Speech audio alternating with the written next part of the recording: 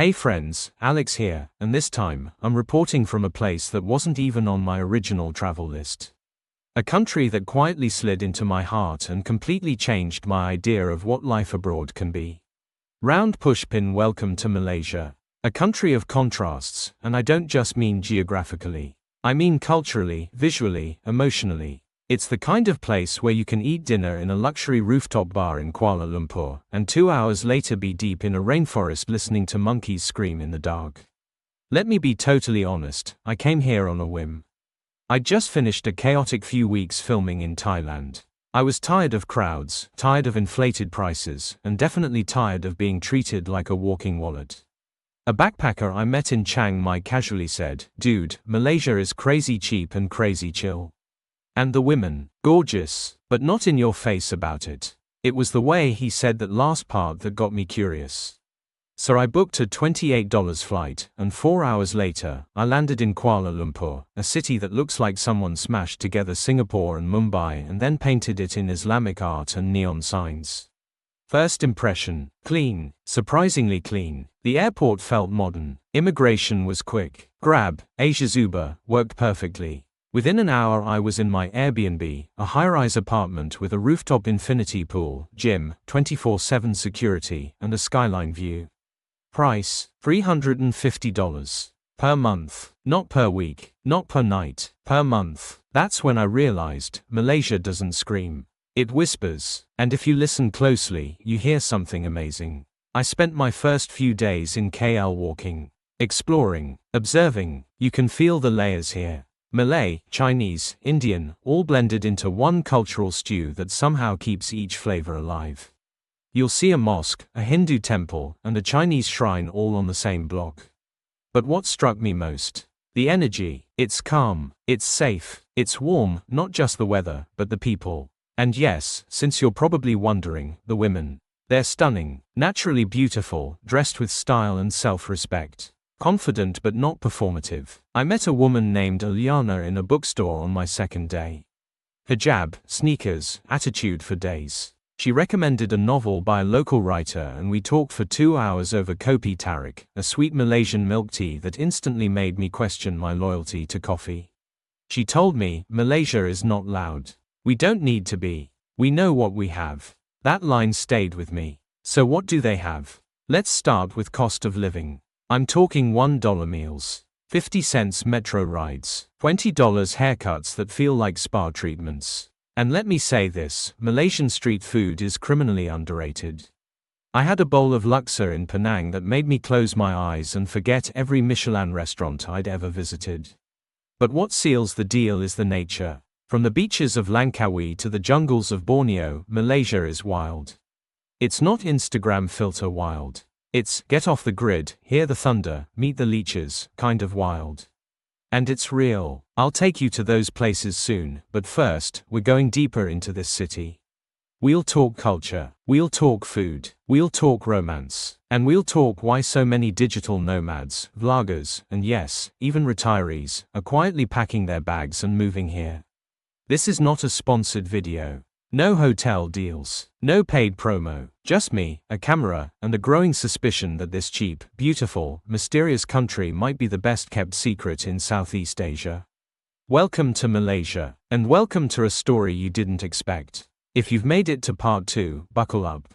Because now we leave the skyline and step into the streets. I spent the next week trying to get lost on purpose. No maps, no Google, just wandering. Kuala Lumpur isn't a city that unfolds like Paris or Tokyo.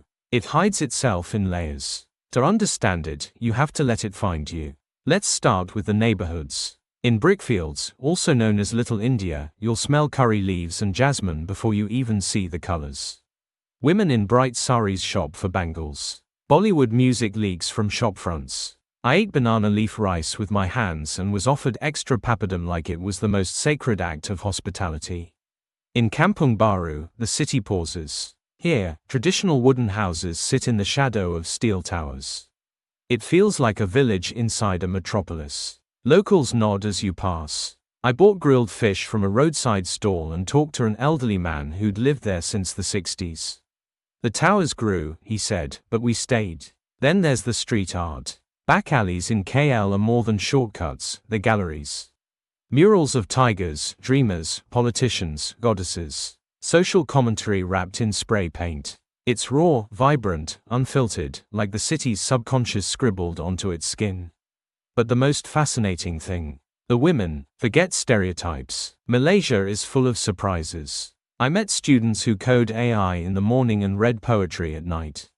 I met fashion designers in hijab who look like Vogue covers walking through Pasar Seni.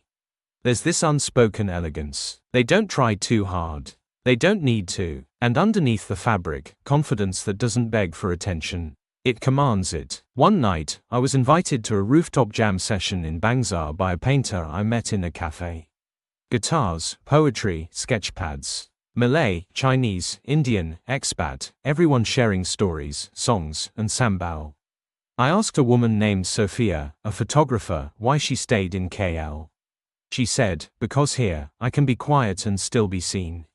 That line hit me. Malaysia doesn't shout. It doesn't need to. Its soul speaks in soft accents. But don't mistake soft for weak. I learned about a growing women-led startup scene here. Founders building apps, bakeries, galleries, wellness studios. They're reclaiming space, not by demanding it, but by creating it. And yet, they're not trying to westernize. They're proud of who they are, whether they wear a hijab or high heels. There's a sign I saw painted on a wall in Bukit Bintang: don't judge a woman by her hijab. Don't judge a man by his tattoos. Just sit, talk, listen. I took a picture of it. But more importantly, I took it with me. Kuala Lumpur taught me that modern doesn't mean abandoning tradition. And tradition doesn't mean silencing progress. Here, the two coexist. Awkwardly, elegantly, honestly, and in that space, real life happens. Next up, I'm heading to the islands. Think jungle, waterfalls, coral reefs, and maybe a few monkeys trying to steal my breakfast. But before I go, know this. Kuala Lumpur is not just a city. It's a mirror, and what it reflects depends on how willing you are to look beneath the surface. After a week in the city, something inside me itched for silence, not just quiet, but that deep, humid stillness you can only find in nature. So I packed a light bag, shut down my laptop, and booked a one-way ticket to Langkawi. Langkawi isn't just a beach. It's a feeling. From the moment the plane dipped over the Andaman Sea, I knew I'd made the right call. The islands below looked like emeralds scattered across blue velvet. I landed, rented a scooter for $7 a day, and just rode. And here's the thing about Langkawi, it's not trying to be Bali. It doesn't have to be. It has sky bridges that stretch over mountains and waterfalls that roar like gods waking up. It has monkeys that'll steal your breakfast and hornbills that look like they flew out of a fantasy film. It has sunsets that feel like someone turned the world gold. I hiked to Seven Wells Waterfall and swam alone as thunder rolled overhead. I shared a beachfront dinner with a stray cat and a woman named Ida, who turned out to be a marine biologist studying reef decay. She said, Malaysia isn't loud about its beauty. You have to come close. Then it opens up. That line stuck. After Langkawi, I went deeper, into Borneo. If Malaysia is magic, Borneo is the spell. There, in the Sabah region, I stayed in a jungle homestay run by a Dusun family. The mornings smelled of lemongrass and smoke. The nights were pitch black, save for the fireflies and the soft pulse of jungle drums far away. I saw orangutans swing through treetops and heard gibbons calling at dawn. I hiked Mount Kinabalu, or rather, I tried. Altitude is humbling. And then there was the sea. On the east coast, I dived in waters so clear it felt like falling into glass. Coral gardens, reef sharks, turtles gliding like monks in meditation. I surfaced and floated under a sky I swear was stitched with stars. But it wasn't just nature that stunned me. It was how connected everyone seemed to it. Locals didn't separate life and landscape. The jungle was family. The ocean was history. I met a fisherman named Rahim who had never been more than 20 kilometers inland. Everything I need is here, he said. The sea provides. We respect it, it respects us. Simple, profound. One night, I sat on a dock with a group of kids who were roasting corn over a driftwood fire. One of them, maybe 9 years old, asked me, why do tourists take pictures of trees? I laughed and tried to explain. But the truth is, I didn't really know. Maybe because we're scared we'll forget. Maybe because we never really see the trees at home. Malaysia reminded me how wild the world still is, and how wild we still are underneath all our screens and schedules. And maybe that's what makes this place so special. It doesn't just show you beauty, it returns you to your own. You never expect to fall for someone while traveling. You expect sunsets, food, new landscapes. But love, that's a different game. Malaysia changed that for me. I met Lena in Georgetown, Penang. I was sketching in a journal outside a colonial-era coffee shop. She asked to share my table, the others were full. I said yes. We talked for 5 hours. About language, family, travel, and why both of us were there alone. She was half Malay, half Chinese. Fluent in English, strong opinions, sharp humor. She worked remotely in UX design but was secretly writing a novel. It's about people who live in two cultures but feel at home in neither, she said. I asked if that was autobiographical. She just smiled. We met again, and then we stopped pretending it was coincidence. Malaysia, with all its calm, became our backdrop. We watched movies in Bahasa with English subtitles and laughed when the translations didn't match. She introduced me to durian, I hated it, and I introduced her to a beach in Langkawi she'd never seen, even though she grew up 2 islands away.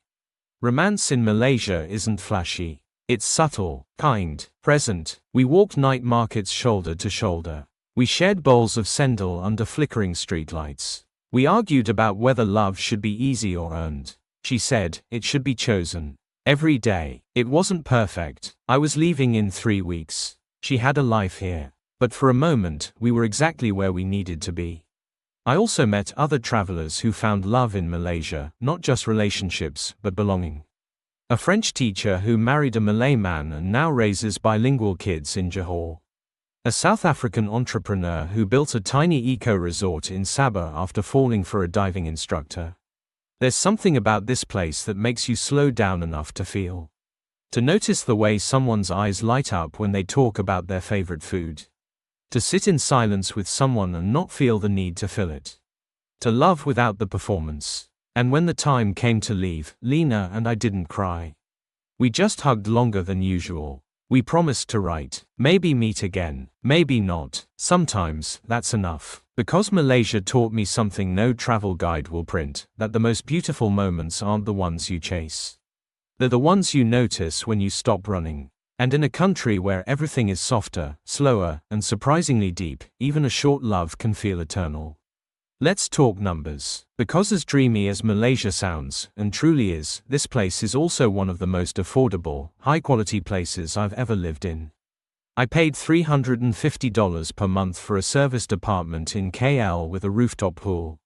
Street food cost me less than $2 per meal. SIM cards with data, $6. Ride-shared trips, rarely over $3. You can eat, move, and sleep well, all for a fraction of what you'd spend in Europe or the US, but money isn't the only value here.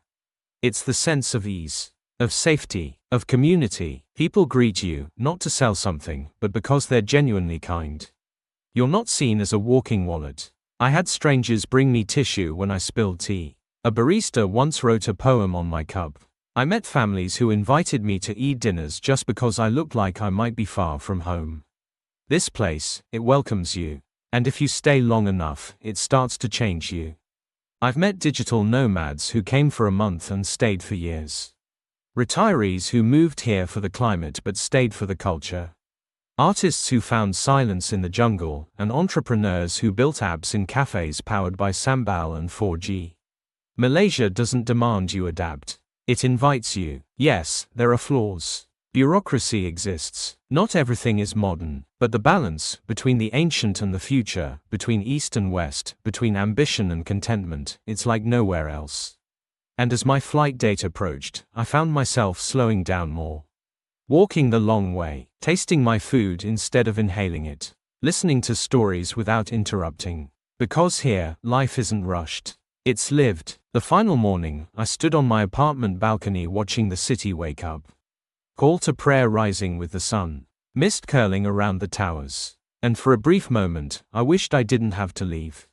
Not because of the low prices. Not even because of the beauty. But because Malaysia had reminded me how to be present. And that's a currency no bank can hold. So if you're watching this, wondering if you should book that flight, stop wondering. Come for the food, the people, the jungle, the stillness. Come not just to escape something. Come to feel something. This isn't just a cheap country with beautiful women and lush nature. It's a mirror, and maybe, just maybe, it's where you'll finally see yourself. I'm Alex, and this was Malaysia. Thanks for walking this road with me. Don't forget to subscribe, and more than anything, stay curious. I'll see you in the next story.